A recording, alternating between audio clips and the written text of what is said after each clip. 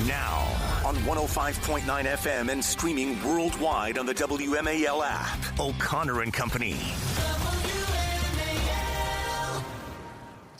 Good Wednesday morning to you. It's 5:07 here, 24th day of September. Oh my gosh, we're closing in on the end of September, about to start the new federal government fiscal year. Begins October 1st. That's why you're hearing some conversation about maybe a government shutdown, a Schumer shutdown there. Democrats sort of got the rug pulled out from under them by President Trump yesterday. While at the UN, pulls a Lucy in the football thing. We'll give you the details on all of the backroom dealing there, but it does look like the Republicans have the upper hand in this, and Democrats, as usual, will have the media on their side. We'll tell you how that's going to shake down. Also, coming up at 6:05, Sean Kennedy will join us, Virginians for Safe Communities. 6:35, Cal Thomas, 7:05. Steve Malloy, he's, of course, with junkscience.com over President Trump's UN speech yesterday, calling out climate change hoaxes. 7:35, Thomas Canavan, Executive Director of Law Enforcement Museum here in town, one of our favorite places. And at 8:05, Susan Crabtree, Real Clear Politics on the Secret Service, and did the UN sabotage Trump and with that escalator? And then finally, an amazing expose from Luke Rosiak at Daily Wire about the state of Maryland. They've been audited and found to have put children in the care of murderers and sex offenders. We'll get to all of that coming up. It's a busy morning. We've got Trump at the UN. We've got Kamala on her book tour. We've got the return of Jimmy Kimmel.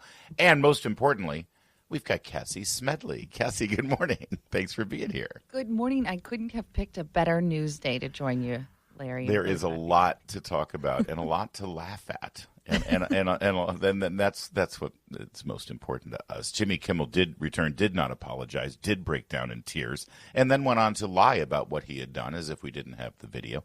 We'll give you all of the details on that. Not a lot of people saw it, though, because, of course, as we reported yesterday, the Sinclair stations chose not to put a show on the air last night. And late in the afternoon, the Next Star ownership group also decided. So that's a huge number of households that did not get the Jimmy Kimmel Show run live. I'm sure that there's still backroom negotiations going on about that. All of that ahead, Cassie. But what do you think of the Virginia election and how it's shaking down right now as we are in the middle of early voting and we're heading toward Election Day? Yeah, well, I think people are coming into view for people. Oh, it's happening. Yeah. I'm seeing more yard signs. I know they say elections aren't based on yard signs, but everybody's getting their yard signs out. Not tweets either, right? But I think Republicans had a good early vote day out the gate last Friday, I heard. So that's encouraging. And then Abigail Spanberger still hasn't figured out a good answer for boys and girls bathrooms and in girls sports. So let's keep playing that on repeat, too. She sure hasn't. In fact, we were applauding Nick Minnock for being the only reporter who actually asked the question. And yesterday we played the word salad that Abigail Spanberger put out there. Like it had something to do with an interpretation of Title IX and executive. And the question is very fundamental. Do you support this or not? It has nothing to do with what the law. For instance, for decades, Republicans would proactively tell you that they support protecting the life of the unborn. Regardless of what the Supreme Court said, regardless of what the Constitution may or may not say about it, regardless of what the laws are in any given jurisdiction, what do you believe? What do you stand for? Do you believe it's okay for men to play in women's sports or for men to be in a woman's safe private space like a locker room, exposing themselves to children, regardless of the law? What do you believe? She can't answer it. And she had a chance yesterday. And it wasn't Nick Minnock. It was another local reporter that asked her the question, Cassie. Would you like to hear what her answer is? I would. What did she say? Let me play it for you. And by the way, I just want everyone to know, the question was, this reporter, I think, was begging her to answer that. I think this reporter supports Abigail Spanberger. I please answer this question. You look like a fool. So she bent over backwards. She even referred to the men in question here as trans women. That's a clue. Take a listen. They frequently have a commercial play that says Spanberger supports boys in girls' bathrooms. So I guess my question for you is, do you support transgender women playing in girls' sports and being in girls' restrooms? So in Virginia, we previously, until very recently, had a a process in place where on an individual one-by-one basis, schools, parents, principals, coaches were making decisions based on fairness, competitiveness, and safety, where a child might be able or might not be able to play in a particular sport. It was in place for 10 years. Over that time, there were roughly 40 kids who went through the process. Some were denied the ability to play the sport they wanted to play. Some were approved. But it was a process that involved parents, that involved coaches, that involved school districts, and people with knowledge of what is the particular sport, what is the age of the particular child. And I think that was a system that was working. And again, some kids were approved and some kids were denied based on competitiveness, fairness, and safety for all of our kids. Now, what you don't see my opponent talking about is her plan to actually lower costs. Are you tracking me so far? Again, the question is, do you support this or not? No, I had a salad today already listening to that. I had my salad for the day. We're a minute in, and she said, well, here's what our policy used to be. It's like, okay, do you support this or not? Now she's trying to talk about how Winsome Sears isn't talking about the cost of living, which, by the way, last I checked, governor doesn't have a whole lot of power over, but that's okay. Let's just see what she has to say. Address the issues that I am hearing about everywhere I go, from families, from parents. How do we ensure that we are lowering costs in healthcare, housing, and energy? And how do we ensure that we are contending with the very real issues facing our schools, failing school infrastructure, issues recruiting and retaining teachers, and learning loss? Virginia is last in the country in our math recovery from COVID years. We're last and 51st after every other state and the District of Columbia. And so while I recognize all issues are important to all Virginians, I find it questionable that my opponent isn't talking about the issue that I know is number one, that everywhere I go people are talking about. So can we go to Mason just real quickly? But, this can be our last question. Just that same one. I just want to make sure that I actually understand. So if the bill... By the way, this is Emily Harrison, ABC's affiliate in Lynchburg. And another reporter is like, can we ask a question now? And she's like, well, I'm just trying to understand what the answer here is, Cassie Smedile. So once again, she tries to get an answer. Here she is. The same one. I just want to make sure that I actually understand. So if the bill landed on your desk and it had to do with restrooms or sports in this situation, I mean, would you support a bill that allowed this if it landed on your desk? I would support a bill that would put clear provisions in place that provide a lot of local ability for input based on the age of children, based on the type of sport, based on competitiveness, because certainly I absolutely recognize I'm the mom of 3 daughters in Virginia public schools, and you know they participate in all activities across the board. I recognize the concern that families and community members might have about the safety of their own kids, about competitiveness, about fairness, and I think that what the process that was in place for 10 years was one that was working. It was one that, took individual circumstances and individual communities into account. And I think that is the process that Virginia should continue to utilize. The policy that was in place resulted in a young girl being sexually assaulted in a restroom in Loudoun County, and then an attempted cover-up by the school system. And by the way, it doesn't address the actual issue at hand right now, where boys have just been suspended because a girl was allowed in their bathroom. It doesn't address the fact that school systems are now losing their Title IX federal funding because they insist on holding on it. She wants local decision-making power over this, and meanwhile, the federal government is saying, okay, fine, local jurisdiction, go ahead and decide it, but you're going to lose your funding. And what will she do as governor to offset that funding?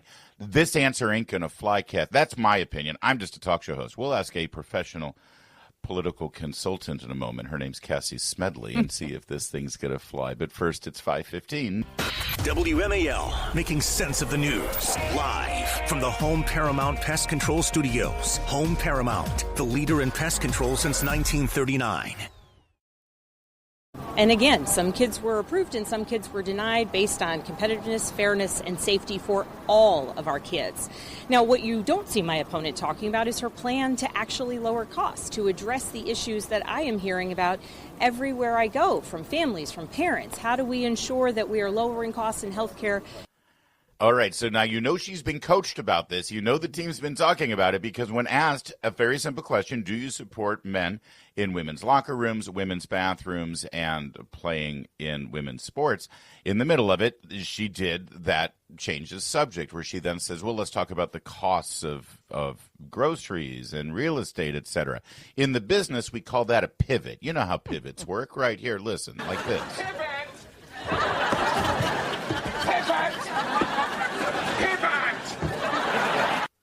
Pivot. Does that pivot work, Cassie? Well, it was like she almost forgot about her pivot, and then she remembered her media training because we got a lot of word salad. But she had that moment there, and I give that reporter a lot of credit. All these reporters, more reporters, keep asking this question. But that when she said, I have 3 daughters in the public school system, the follow-up there should have been, and would you feel comfortable if a man was in the locker room with any of your 3 daughters?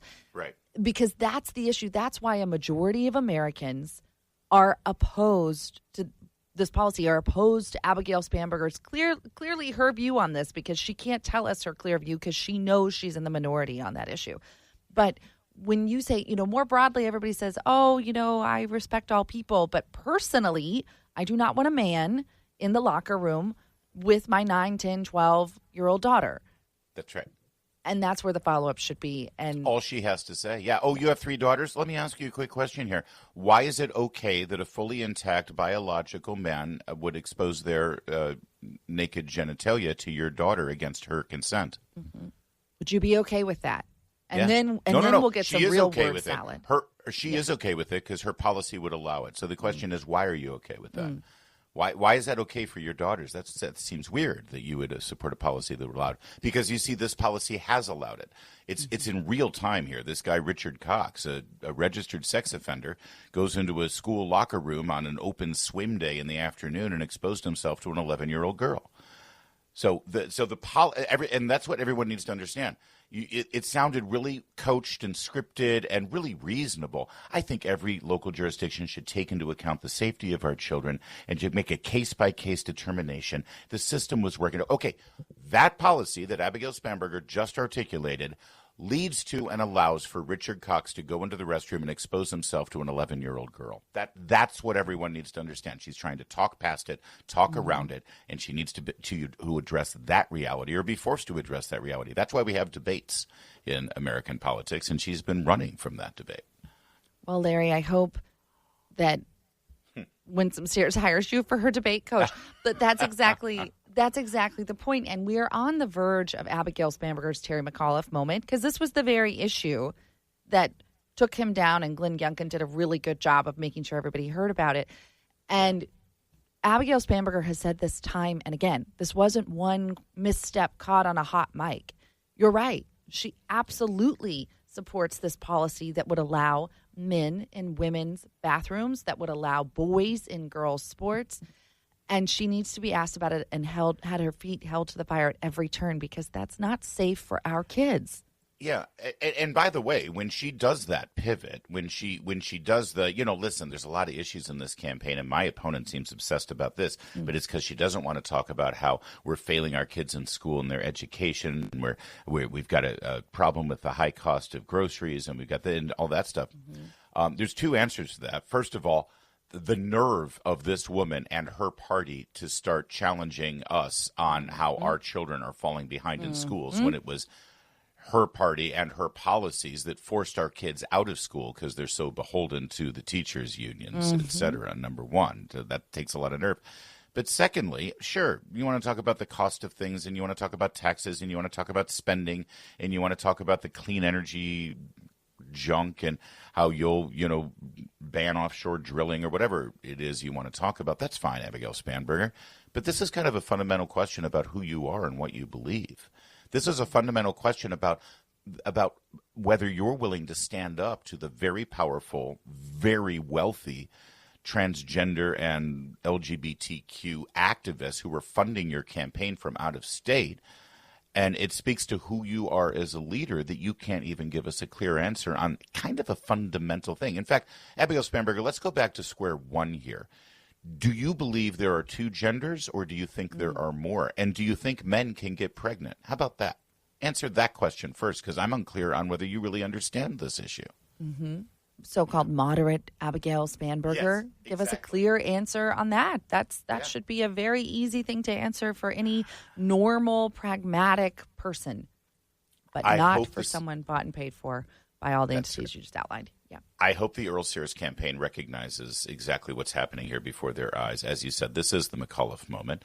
She's hemming, she's hawing, she's stammering. She can't get a good answer out.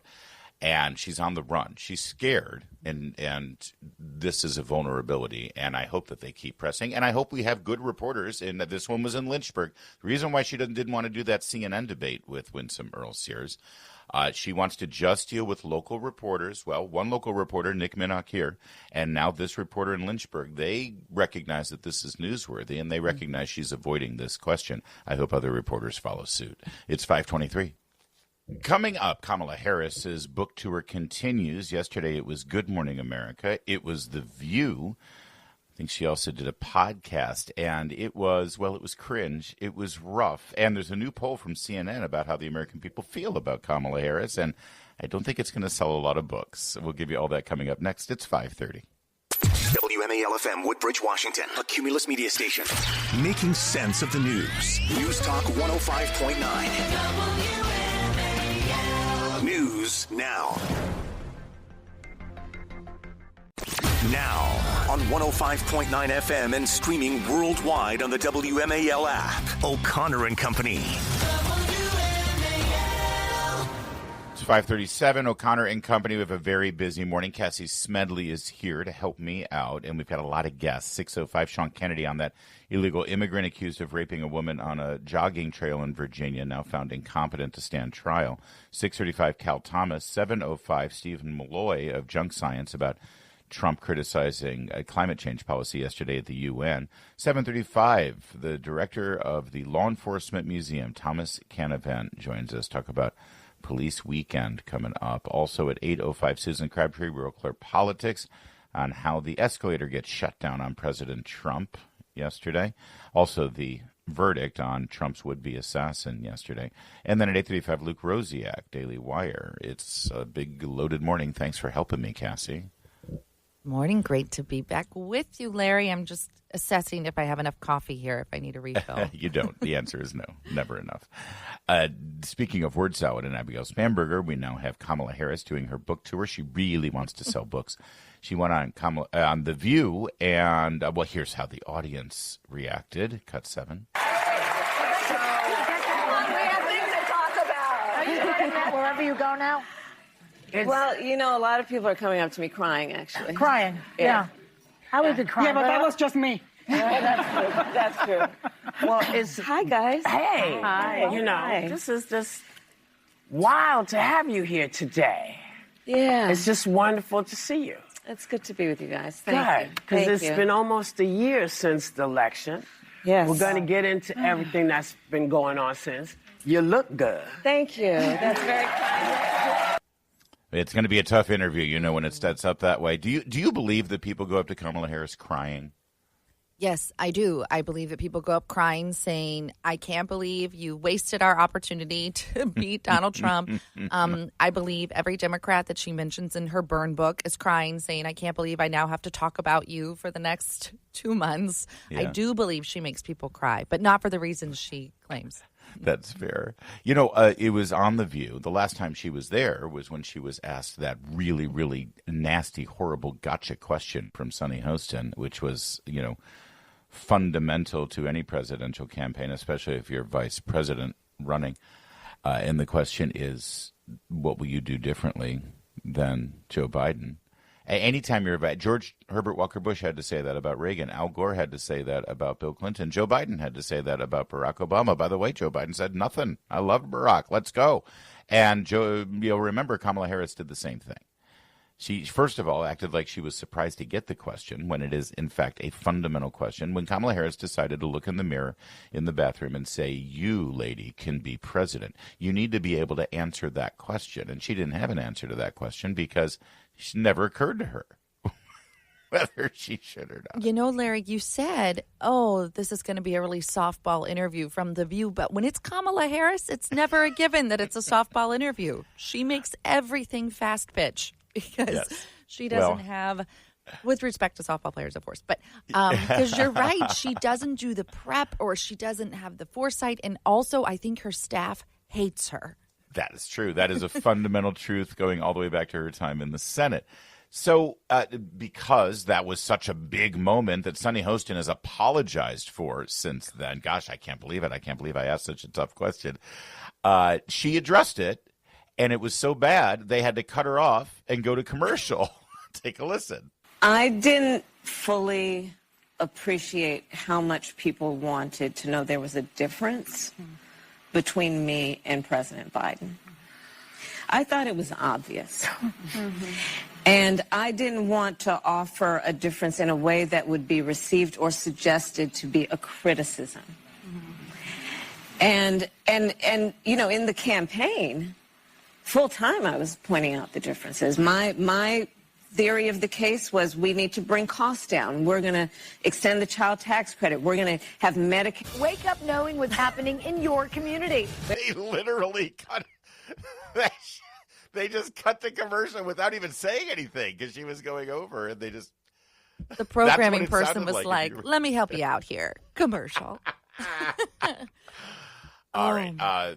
More moments here, though, that we have to explore as Kamala Harris attempts to sell books. Let's go to, Anna Navarro. Yes, cut 10.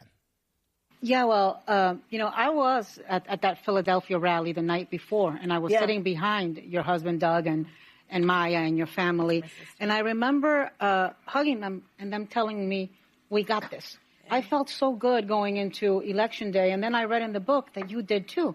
I went into Election Day thinking you were going to win. Yeah. So did you. Yeah, I did. So, I mean, it was a very tight race, but ultimately, if you have to pin it down to one thing, what was the primary reason, do you think, that you lost? There are many factors, I think, that played into the outcome of that election. But I think probably one of the biggest in my mind is we just didn't have enough time. We didn't have enough time. We didn't have enough time. Oh, yeah. Well, you didn't. And, one of the reasons I wrote the book is this is unprecedented. Think about this. Yeah. That there's a race for president of the United States. The current sitting president is running for re-election. Okay, now for listeners of this program, they're going to feel deja vu because this is literally word for word scripted, the exact same answer that she gave Rachel Maddow the night before that we played yesterday.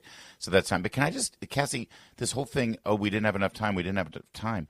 If you track the campaign, which we did on a daily basis because that's our job, she was never more popular than the first 2 weeks after she became the nominee or after Joe Biden left.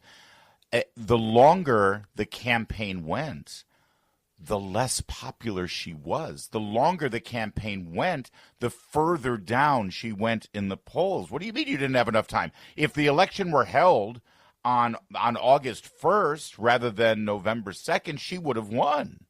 Oh, it's such a good point. Brat summer ended, and so did any hope of Kamala becoming president. That's it. When most campaigns say, we were surging and maybe one more week we would have crested at the right time. Right. That wasn't happening. Momentum wasn't there. And in fact, I'm sure you've talked about this, that she loves to say this was the closest election in the 21st century. And everyone's like, wait, what? You lost the popular vote. You lost every swing state. I mean, no Republican has won the popular vote in the 21st century and then some. Yeah. And Kamala Harris is going around trying to claim. And the ladies of The View were like, I know, I was so shocked because it was so close here in this studio. It was so close. Yeah. All right. We've got more of Kamala Harris yesterday as she tries and fails to seem normal and intelligent. That's coming up in a moment. It's 5:44. Later this morning on the Chris Plant Show, CNN is upset. They say Trump insults world leaders in annual UN speech. No wonder I loved it. 9 a.m. on WMAL. Oh, so before we go, I don't know if we're leaving. I think that's it, right? How long can we keep it? I'll hang out. I'll take her for 4 years.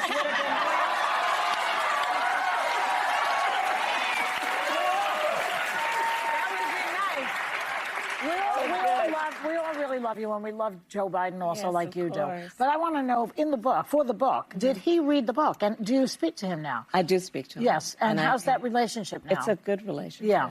And it's a relationship that is based on mutual respect, having been in the trenches together. Yeah. And admiration. And it's sincere. Sincerely. Okay, good. So I like to now- know that you're friendly. Yeah. Yeah. That seemed warm, didn't it? Oh, just so genuine. I speak to him. Oh, Yeah. okay. That's all. And it's sincere. And it's warm.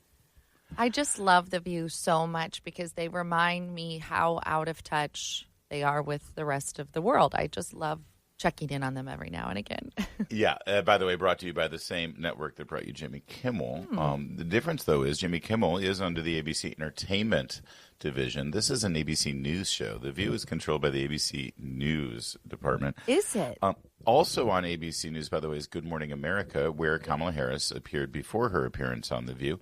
And she, of course, was interviewed by the former football player. Yeah, Michael Strahan, who, as we've noticed in the past, isn't necessarily up to speed on all of the nuances of American politics or policy and really isn't equipped for any sort of follow-ups or challenging questions. He's a former NFL football player, I think I noted earlier. I think that may be why the Kamala Harris team insists on having Michael Strahan do these interviews. I could be wrong. Take a listen to this moment when asked about Joe Biden's abilities. And, the one question that she should be able to answer, why didn't you see what everyone else in the nation saw, that he wasn't capable of doing the job? This is a remarkable, remarkable statement she's about to make. It's cut 15.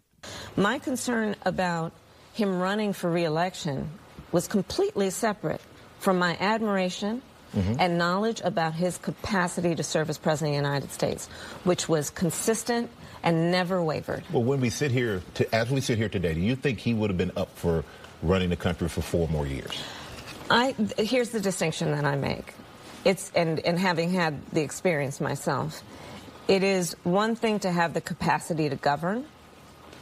It is another thing to go through an election for president of the United States. So you are an athlete. You may appreciate this kind of metaphor. Running for president of the United States is like being in a marathon at a sprinter's pace with people throwing tomatoes at you every step you take. It is not for the lighthearted.